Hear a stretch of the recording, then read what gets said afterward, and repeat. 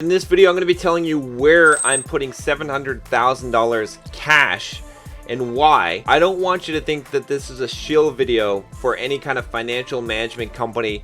I'm not being paid by anyone to make this video at all. I recently made this decision and I want to go through the thought process and why I'm doing this so I can help you to understand where you might want to put money and why you might want to move money around to different places at different times.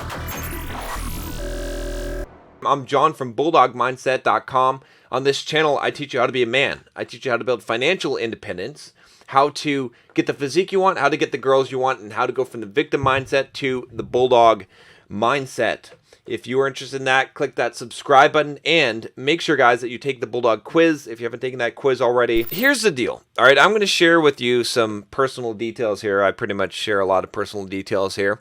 Okay, but I want to tell you about the problem that I have. First of all, I've been sitting on a lot of money. Okay, probably about $700,000 cash that I have right now. That's in various accounts, from my real estate businesses to my simple program business, Bulldog Mindset business. All right, some savings, income on royalties that I've had, but I'm basically sitting about $700,000 in the bank right now. At first, I was trying to figure out what to do with this cash. Like I didn't really worry about this cash because I said, okay, well, you know what, I'm going to buy a real estate deal.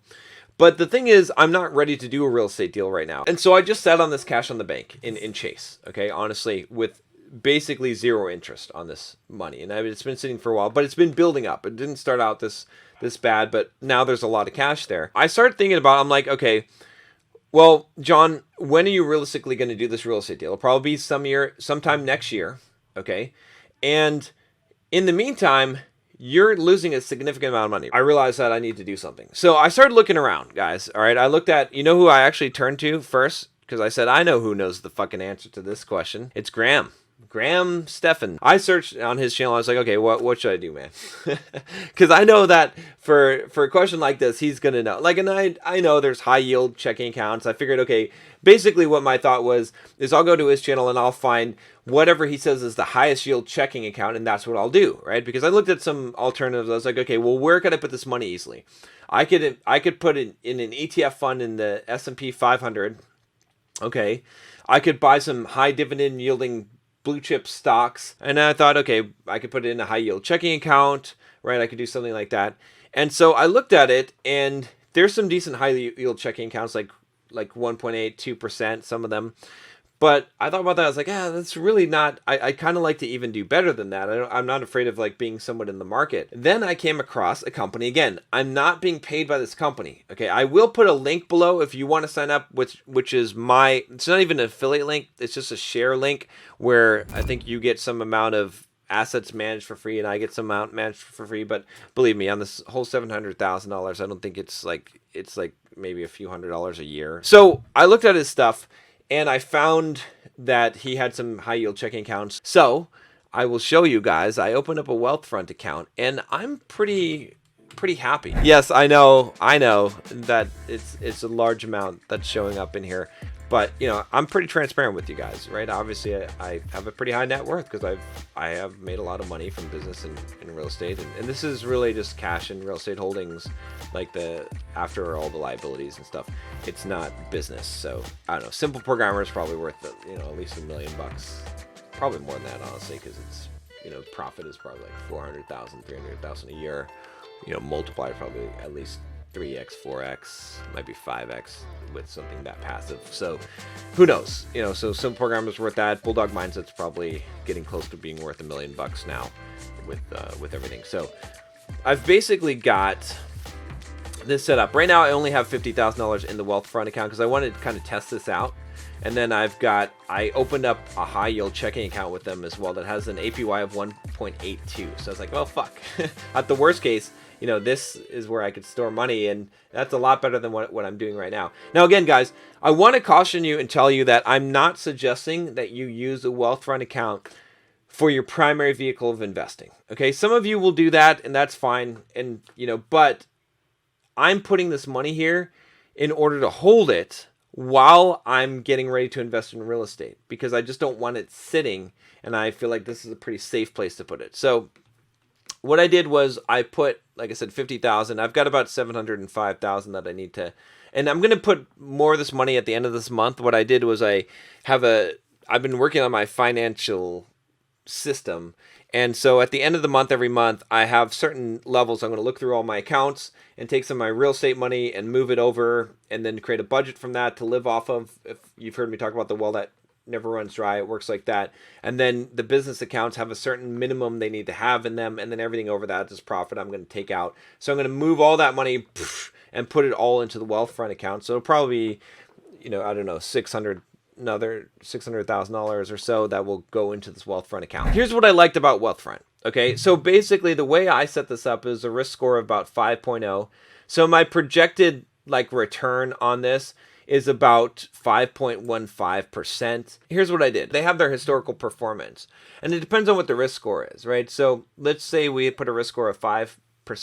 Okay, so their 1 year return since inception is 7.98%. That's pretty fucking good. Their 5 year return is 5.99, right? Tax advantage portfolios, it doesn't matter because I'm not doing a tax advantage portfolio. So they actually had another chart where you could see the different things over the years, but I think this is fine enough, right? If you did a 10, obviously you got more because you're more in the stock market there. But even the 5 year is still 6.07. So it's not, so yeah, in 1 year or 3 years, maybe you're making more, but I'd rather have the lower risk for this. And what this simply does is it changes your allocation, right? So if you look at my allocation here, it's mostly bonds, and that's where I want to be. I want to be in municipal bonds mostly, okay? Somewhat U.S. stock exposure, but like I said, this is a good spread here. I like how they did this, and they auto balance this stuff. They have the automatic tax loss harvesting, which will actually save you money. This is big for me. If I save $120 of loss on taxes, that's basically $60 real cash because I pay about 50% tax rate when all is said and done. So this is pretty good. And if you add more money into it, they actually have more auto trading. You can see here they have this stock level tax loss harvesting. Smart beta will activate when your account reaches 500,000. Risk parity will activate. So these are pretty good. I don't have the time to go into all the details of how these things work, but I read up on all these strategies, and this makes a lot of sense. And so again, okay, so you might say, well, why are you doing this, John? Why not just buy some bonds or dividend stocks or whatnot? The reason why is this is because I don't know if you've read Tony Robbins' great book, Money Master the Game. We'll put a link below.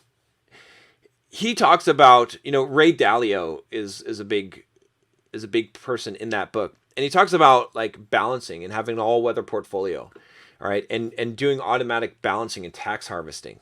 And what I like about Wealthfront was I can just set the money in there and forget about it, and it automatically does some of the smart shit for me, so I don't have to worry about it, and I'm getting a good return on it. And it doesn't cost hardly anything. I think it's 0.025 of your account value to manage this.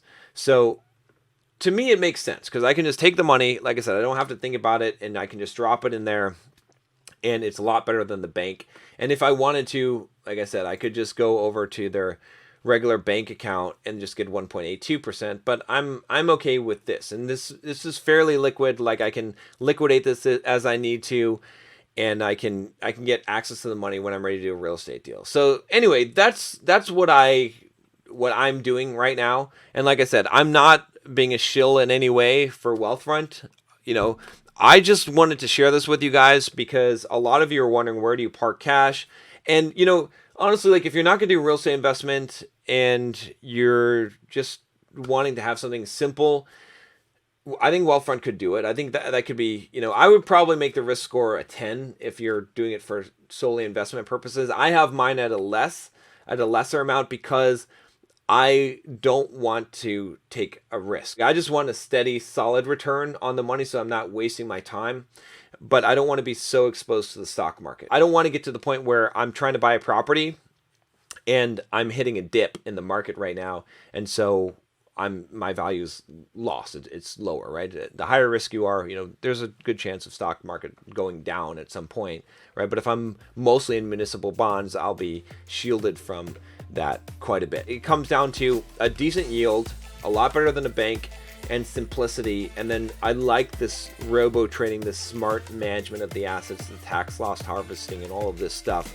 Right, so to me that makes a lot of sense. If you want to check it out, like I said, I have a link below. I'll put a link in the card as well. If you have a better place to park your money, by the way, let me know, because I spent some time researching this, trying to figure out. All right, guys, that's all I got for you today. I'll talk to you next time. Take care.